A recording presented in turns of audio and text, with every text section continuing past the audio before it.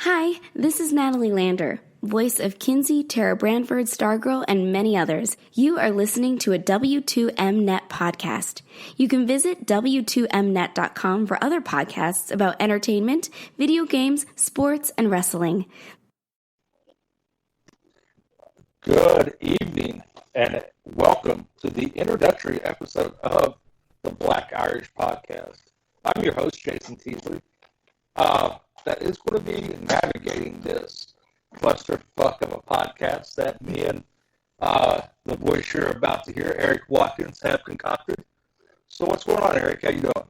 Oh, doing okay. Just kind of dealing with the shitty weather and getting to my usual shenanigans before tonight's show, alongside with eating dinner. Fully understand that. Yeah, I mean, it's definitely been a shit show here recently. I mean, everything that I've got going on here, from power outages, the shit weather, to losing the internet connection. Hell, I might even lose power and internet tonight as we're recording. But hopefully that won't happen. So, just to give a background, this is a podcast where it is no rules, anything goes, and you have two best friends tackling some serious issues with a lighthearted approach and some really hot takes. I mean, if you're tuning in for something very PC, you definitely got the wrong podcast, because if anybody knows me and Erik on a personal level, you definitely know that we're probably the two least politically correct people you ever meet. So with that being said, how you feel about diving head first into the controversy, Erik? I mean, especially with this one particular person, I have my own ideas about her and where I've seen her from. Yeah, I'm tempted, because this is one of those things to where, I'm going to be honest, I don't get it. Yeah, I mean, we're definitely going to start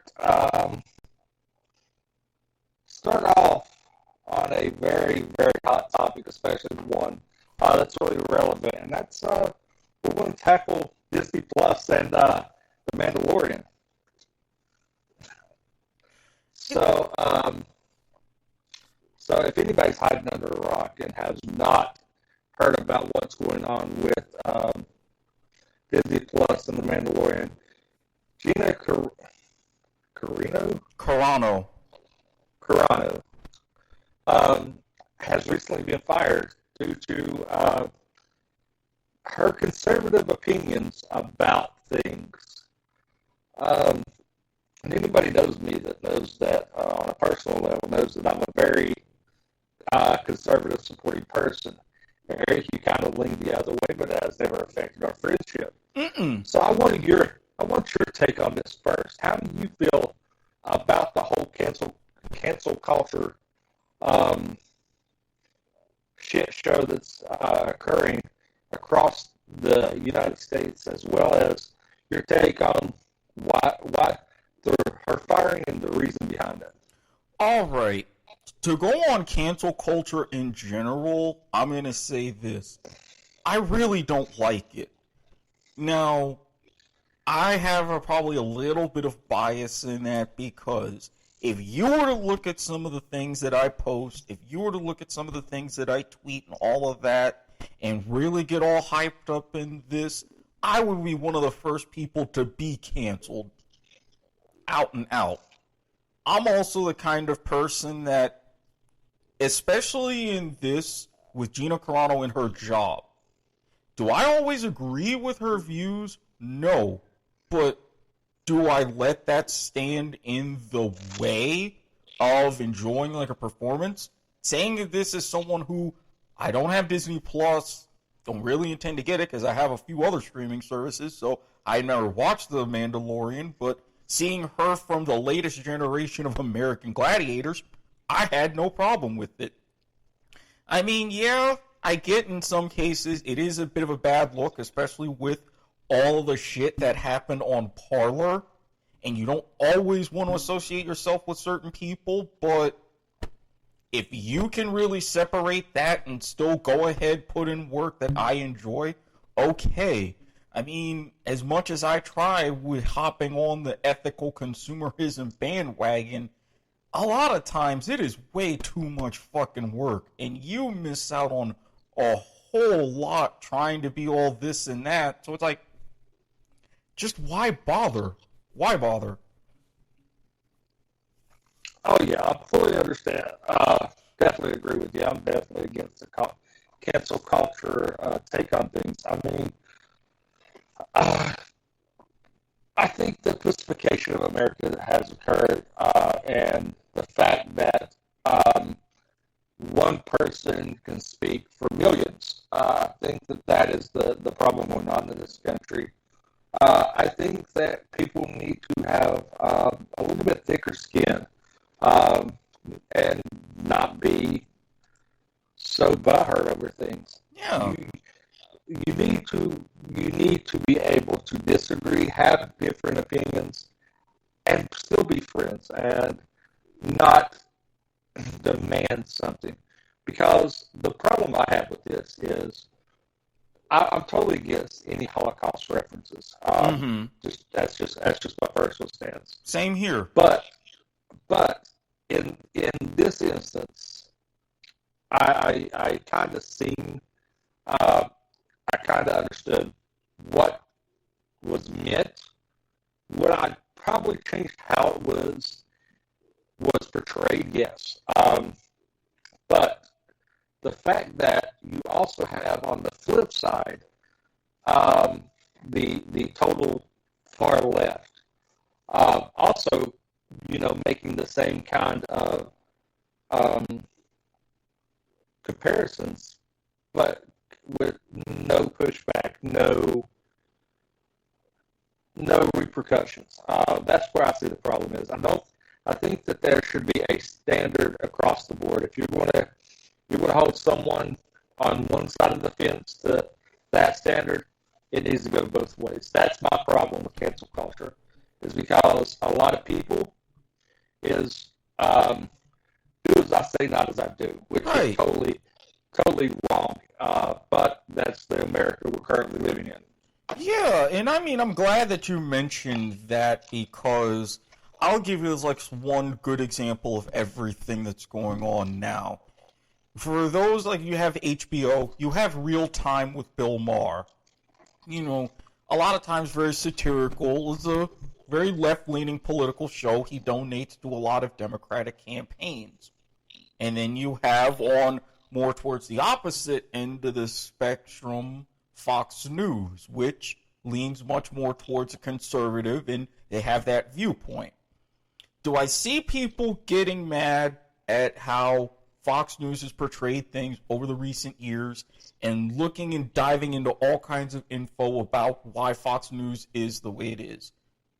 I understand that. Do I understand people getting mad about it? Yes. I'm not a big fan of theirs either.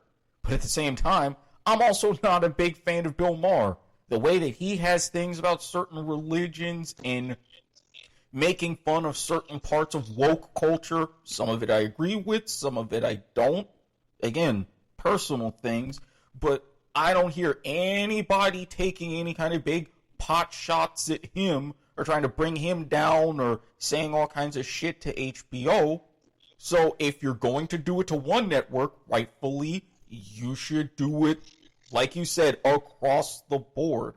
You can't just go ahead and pick and choose while you're also accusing other people of picking and choosing themselves. That's hypocritical. Yeah, I fully understand. That's the world we live in. Like I said, me and you politically, we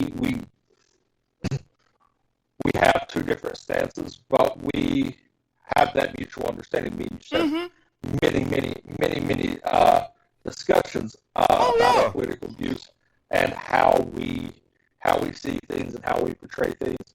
And there's been some tough discussions me and you had that and I feel if I would have had a lot of other people, it would have went a completely different way. But me and you had that mutual respect to have an educated conversation, and that's where I think we fail. People are not having educated conversations. People are taking their beliefs and forcing them on others, and it goes for both sides. Don't think that I'm just saying one side or the other. Oh, you're it goes right. both ways. I've seen it both ways. You take your belief and you force it on it, and if somebody doesn't believe the way you do, they're completely wrong. That's not how things work.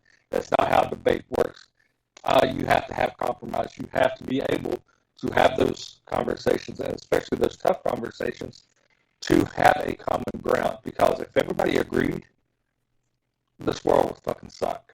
That is a world I don't want to live in. Eric, I've brought things to your attention that me and you've talked about that maybe I've changed your stance on. Me and you've talked, and there's been things that me and you've talked about that you kind of changed my opinion on. But this is the problem I have with the Disney thing. Do you know who Jack Morrissey is?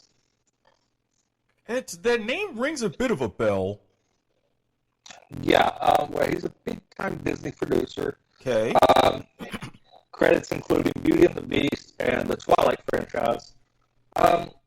So, you see what happened on the Disney Plus and her getting fired. But this is a staple of the Disney community who, I think it was last year, tweeted out a picture of children being fed into a wood chipper after the incident with the kid from Kentucky in D.C., and it says they go in MAGA head first. Oh. What? So, my question is, you have that, a staple of the Disney community, that had absolutely nothing done. Yeah. He made an apology. He deleted the tweet, made the apology, and it was all forgotten. It was swept under the rug. Now, but you have this, who, because it's a hit show, and I really feel this is because she was a conservative. Disney and ABC is a predominantly left-leaning affiliation. I think that has, and especially when there has been records where Disney has came out and said they've been looking for a reason to fire her for over 2 months because of her political beliefs. Now, see, that in of itself is just inherently fucked up. And this goes to more of what we were really both saying. Why nothing done to him?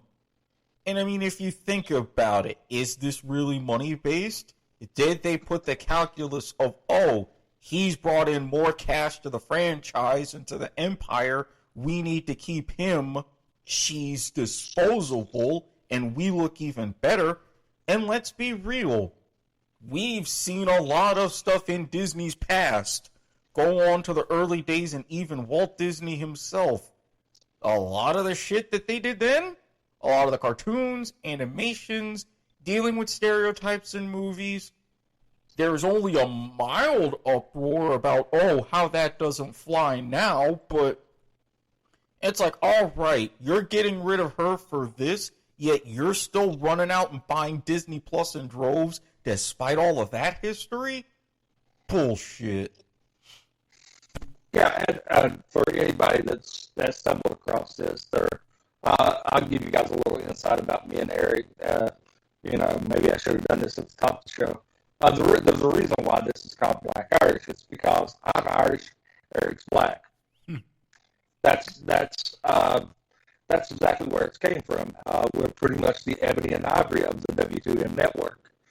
But we're also two best friends that like to have difficult conversations, that can have difficult conversations, and not have to worry about the stepping on each other's toes. We respect each other's opinions. And like I said, there's a lot of times me and Erik do not agree. Yeah.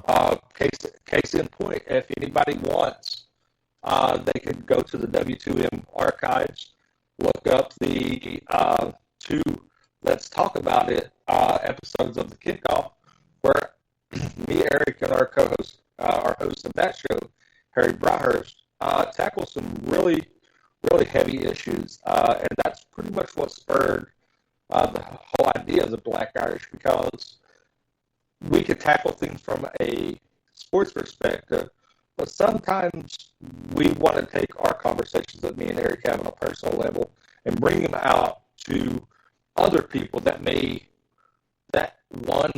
agree with Eric and think that I'm a complete asshole.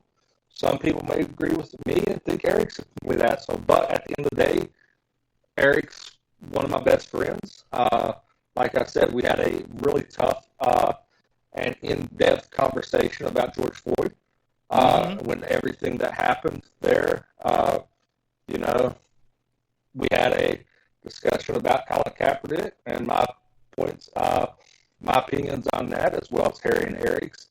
Also, the fantasy football scandal that happened not long ago, when a former fantasy football analyst slid into a female's DMs and kind of made some very off-color comments. That episode was actually joined by the fourth on the show, Randy Isbell, and that show wrapped up, and it took a really, really heartfelt turn at the end when we started discussing that. And we got a little serious that sometimes on the kickoff we can do. But this is the gist of things. If you're for cancel culture, I'm curious why. Yeah. Why is cancel culture a thing? Do I agree with cancel culture? No. Do I see some points of people losing their jobs and everything? Yes. That's a thing. There's some things that people say do that deserves that harshness. But this country was built on free speech and the ability to disagree. I live by the golden rule. Seeing it on one of my friends, one of my friends that I grew up with, played church league basketball with, everything. He ruffled a lot of feathers when he posted. He said, I don't support Black Lives Matter, but I support my black friends. I don't support the KKK. I support my white friends. As long as you're cool with me, I'm cool with you. And that's kind of the philosophy I live by. Mm-hmm. I don't like the extremes. If you're cool with me, your color, your skin, your sexual preference, everything does not matter to me.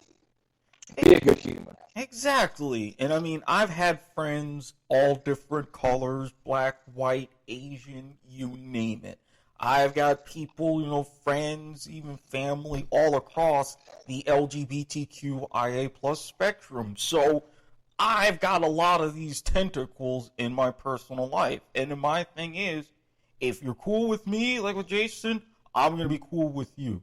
If you're going to be a dick to me, I'll be a dick right back. That's how it goes. And if we're sitting down and having a conversation, we don't always have to agree. I'm going to learn a few things. I would like to. I hope you learn a few things.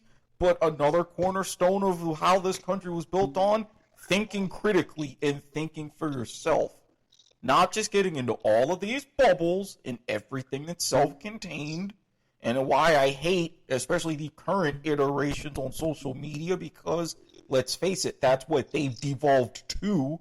But if you can look across at someone and at the end of the day, have these kind of conversations, come away better, and sit and enjoy your beer, that's what America should be. Yeah, I mean, this country is built on diversity. Mm-hmm. This is a giant melting pot.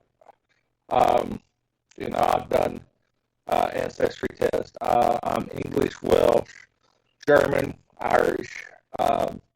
Hence, I'm considerably quote unquote what they consider Black Irish myself. As Irish that doesn't have the traditional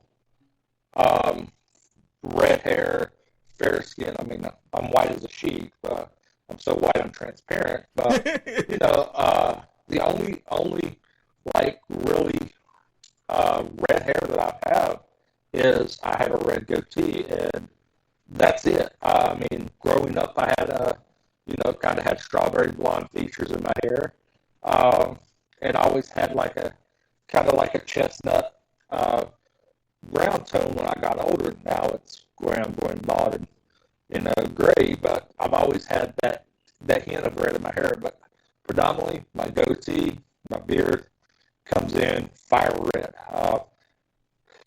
So that's I'm actually labeled what is defined as a black Irishman, which is somebody that has non-traditional Irish features. Yeah. So with that being said, and this is something we're going to tackle on a future episode, is the melting pot deal and how we feel about the border situation. I feel that that would be a good conversation to have. But my problem is judge people on their character. Mm-hmm. If somebody, I'm not a very religious person, but I do live by the golden rule: treat people how you want to be treated. If you're somebody that is a dick, I'm going to treat you like a dick. I'm going to be an asshole. But until you give me a reason to be an asshole to you, you're cool with me. Exactly. And I'm also a big proponent of respect. Respect is earned, not given. There's a few people that I once had respect for, and I completely lost it. I won't mention any names, but I thought the person as a really good friend. There was an instance that occurred, a few interactions that were public, in a chat situation that totally caused me to lose respect for this person because he took some things and used knowledge of situations to try to hurt somebody's feelings, and use that information to be a dick. And it backfired because he caught 3 kinds of hell rain down on him when it occurred. Me and this person are no longer friends, and we haven't spoken since. It kind of was one of those scorched earth things. But with that being said, don't be a dick. Just, if somebody offends you, if you see something on Facebook that you don't like, guess what? You have the option to scroll by. Thank you. Or if it offends you, or you're like, well, I think that person's a dick, there's an unfriend feature. You don't have to see things. Hell, you can still be friends with them. Unfollow them. So you don't see them.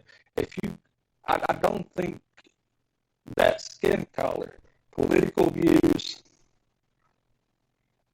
sexual orientation, anything should dictate your friendship with somebody. I don't think that this world should not allow those things to dictate a friendship with somebody, because, like I said, we have a good friendship. I mean, you and Harry are 2 of my closest friends. There's nothing I want to do for you guys. We don't agree politically. It doesn't matter. It has not changed our friendship one bit. And I have friends that are in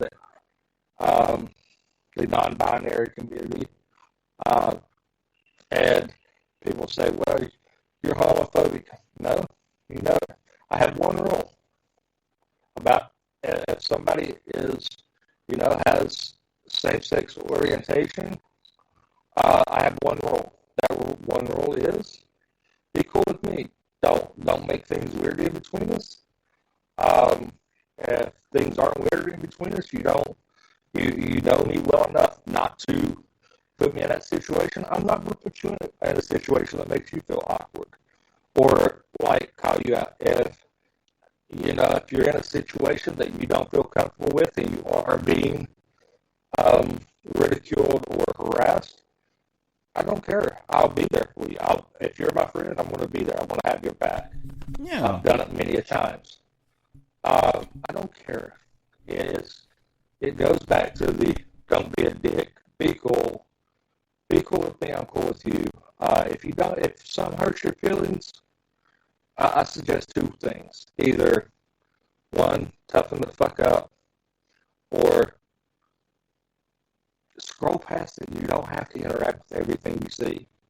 Not only do you not have to interact with everything you see, me and my history, like knowing a lot of people and all this, I made jokes in those situations, jokes that we considered way out of bounds today, but everybody just understood. I mean, even Jason and I, we have our own little running joke to kick off and everything else.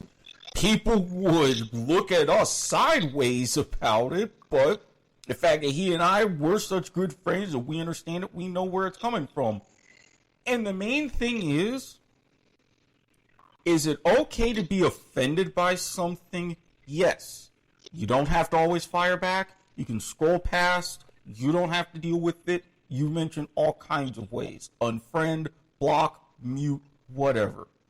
But just as okay as it is to be offended by something, it's also okay not to be offended by it. Not every situation's going to call for butt hurt, and if you sit back and look at it after a little while, later that day or the next day, and you realize, maybe this was a bit harsh, or maybe this was kind of funny, that's fine. You just don't immediately jump in and react when all of your emotions are flaring, because that has a lot greater consequences than you really think. If you just sit back, burn a timeout, take a breath, then really look at it, if you still feel like reacting, go ahead. You would be in a much more calmer state. But if you decide not to react, okay. World's going to keep turning. People will keep posting. Nothing's really going to change on a grand scale, just that one little minute. And that brings me back to a few things. I have a motto. I tell my daughter all the time. In 100 years, none of this will matter. Meaning, 100 years from now, what happens today is not going to affect the grand scheme of things. So that's something that I kind of approach things with. Also, the question I want to pose to you before we move on to our next subject, and I want your input on it, Erik, because this is a really, really thought-provoking, and you're a very highly intellectual individual. When is it appropriate for a small denomination of people to speak for the masses? I'm gonna be honest. I'm not sure there is a moment. And I will tell you why. If all the masses agree, that's a dangerous proposition in of itself for all kinds of areas like groupthink, hive mind, what have you. But even if that's the case, you have to be very careful about that small denomination that speaks for you, even if you agree. Because if that's the case, then you're going to, one way or another, whether you realize it or not, whether you want to or not, be tied into that. Now, say if that denomination doesn't necessarily agree with the masses, then what exactly is the point? And even leading up to these past few months and hearing everything from a political standpoint and on the campaign trail, candidates talking certain things, and in particular about the ideology, the thought processes of black people being a monolith. Well, I can tell you a number of times where I've been looked at a little bit different, and because how I think, how I am, it always goes down to, oh, you're not the typical black guy. I'm like, A, what are you expecting from the typical black guy? And B, maybe if I'm not with some of those stereotypes, that's a good thing. I wouldn't want, and I don't want, some prominent people in the community speaking for me, because I'll call them out just as much. Hey, I don't always agree with you. Hey, I don't think like this. I am a little bit different, and so are these people, and so are these people. And then as a collective, we have all of these ideas, thoughts, viewpoints of seeing the world, what have you. So just for a small group of people to speak for everybody, at worst, it is pointless, damaging, and dangerous for perpetuating stereotypes and whatnot. And at best, you're still not going to get 100%. You're going to have factions within those masses that are still going to disagree on a smaller scale. Yeah, like I said, I can agree with that 1,000%. So with that, you want to segue into our next sponsored segment?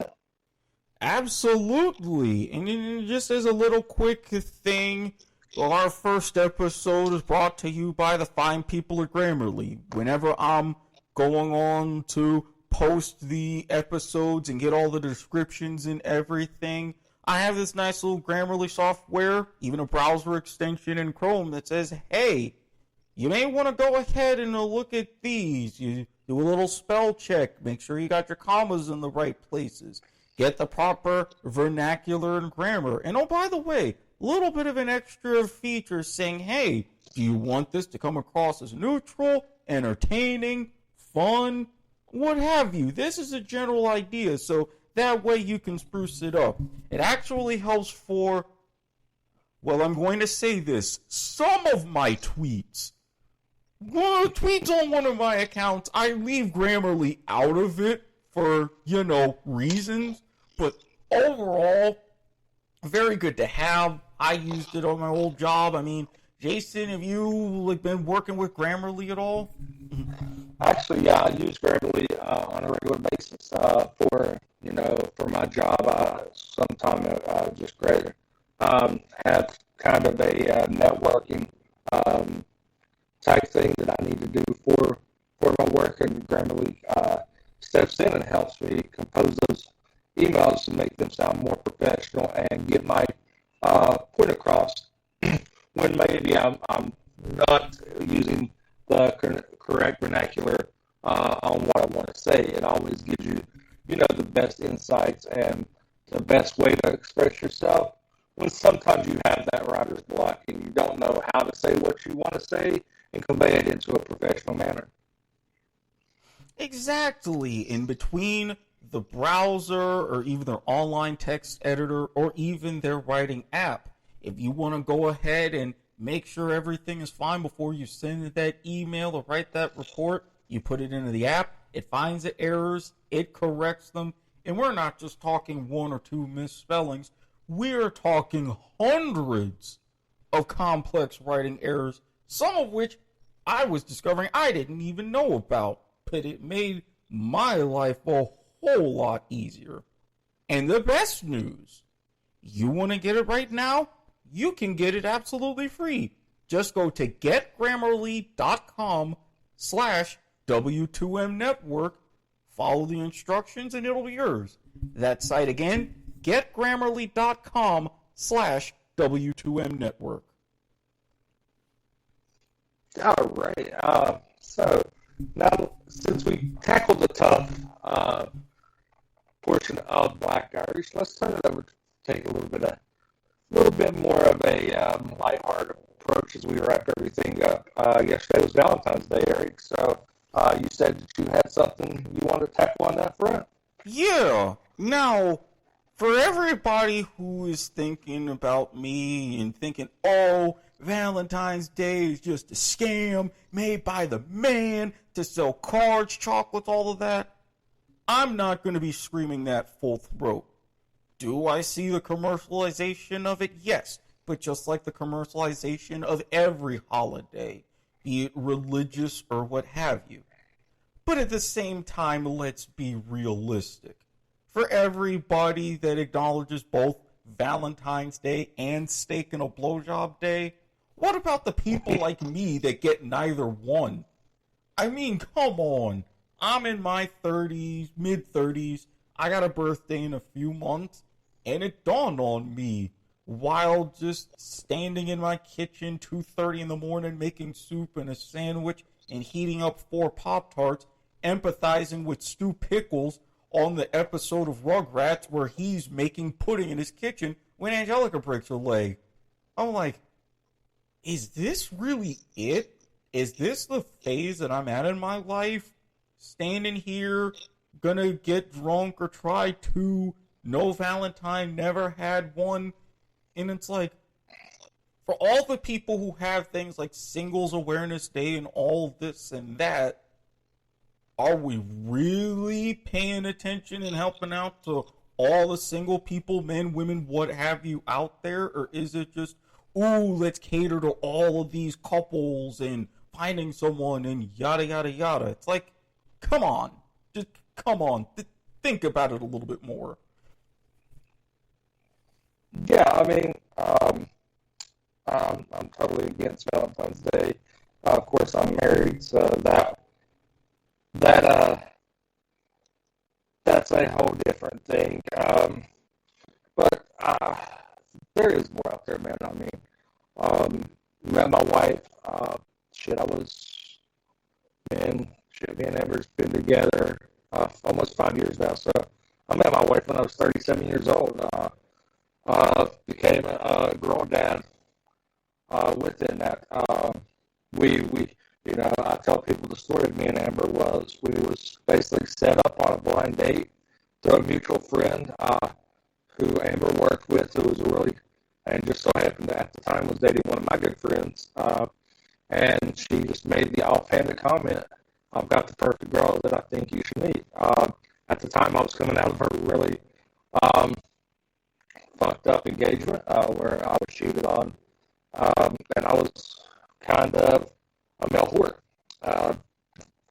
And I really wasn't looking for anything serious. But, I was told that this girl was a great girl. I should really meet her. And me and her would be perfect together.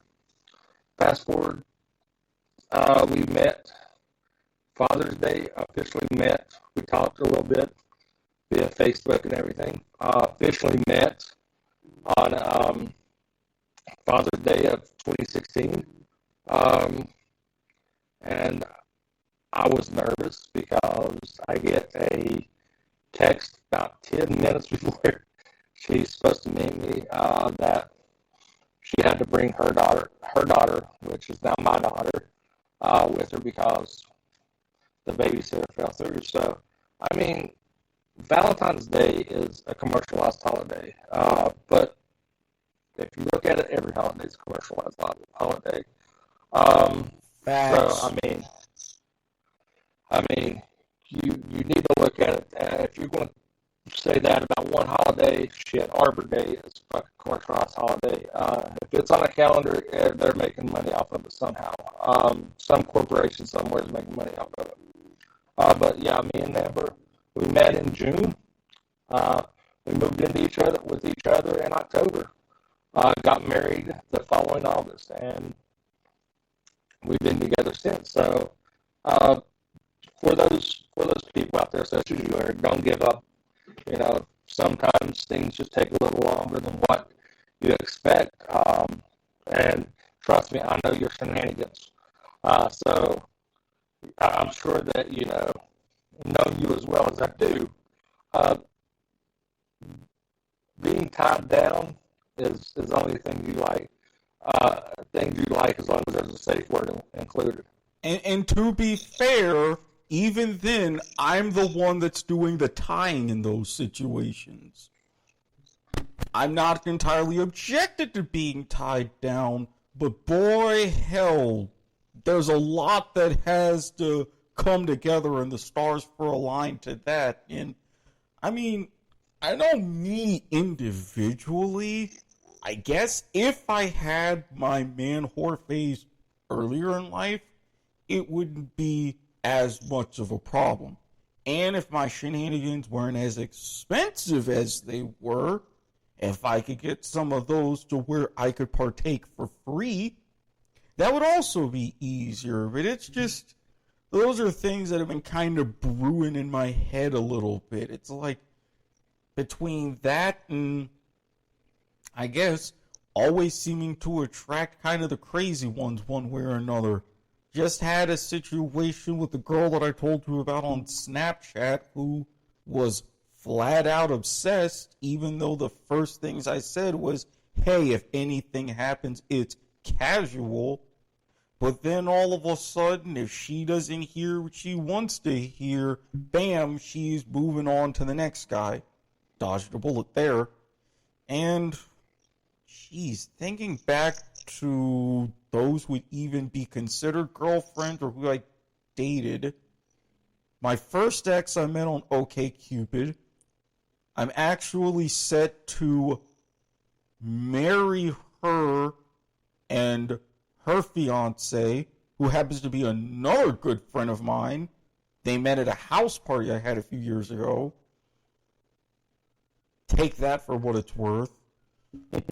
Oh, met my next ex also through OkCupid. She was the one whom I technically lost my virginity to at the ripe age of 25. Weird ending to that one, and unfortunately, because of a whole big medical issue, she passed away.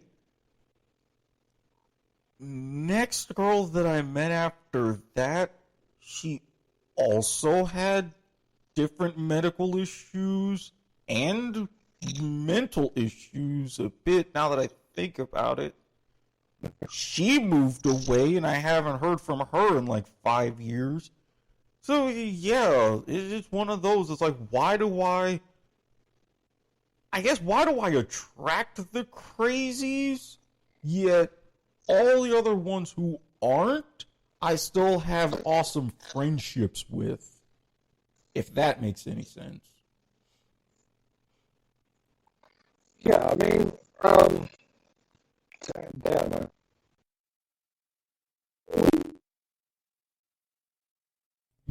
And went ahead and having a little power outage, so we're going to pause a teeny bit and be right back.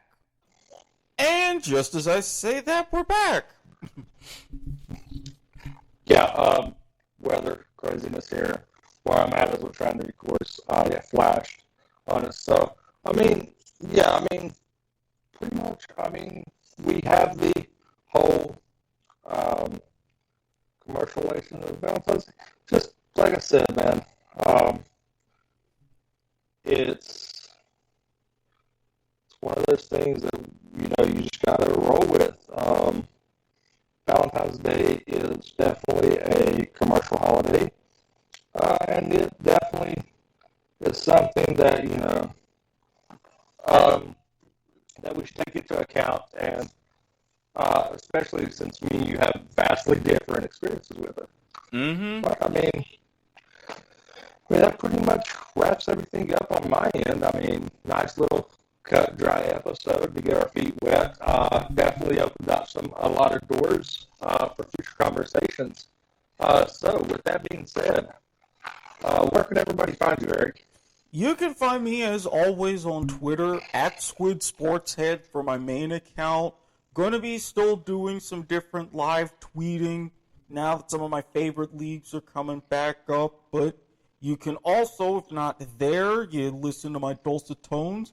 You can find me elsewhere here on the W2M, along with Jason, Harry Broadhurst on the kickoff. We talk NFL, college football, a few other things that come to our whimsy. And you can also find me here as I co-host Soccer to the Max. Little bit of a thing going on with that we're resolving over the next month or so stay tuned. But if you would rather just see me virtually, you can also find me on Facebook under Erik Watkins. You can ask me about anything, tutoring, taxes, random stuff. See me maybe get into some flame wars, whatever. Just look for the picture of the guy sitting in the recliner next to laundry, holding a glass of wine. And of course, if you happen to message me inquiring about my shenanigans, you go through a proper vetting process, you'll get access to all of my other social media. Dark Twitter, Snapchat, Telegram, Kik, whatever's on my fancy. I will guide you down that road carefully. And anybody looking to contact me, you can find me on Twitter under W2M Chairman, pretty much where I'm at now. Have any show ideas, any opinions, feel free to hit me up.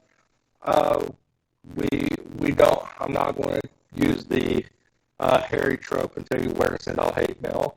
But, there is a email address that you send it to.